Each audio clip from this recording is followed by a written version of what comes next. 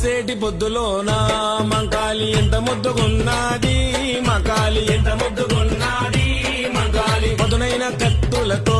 మంకాలి పాములల్ల ఉన్నది, మంకాలి పాములల్ల ఉన్నది, మంకాలి వెల్లుదము రండి లాలు దర్వాజ మంగళమ్మతానికి, గణేష్ గురుస్వామి వెల్లుదము రండి పిల్ల పాప చల్లగుంచమనడానికి, పొడిసేటి పొద్దులోనా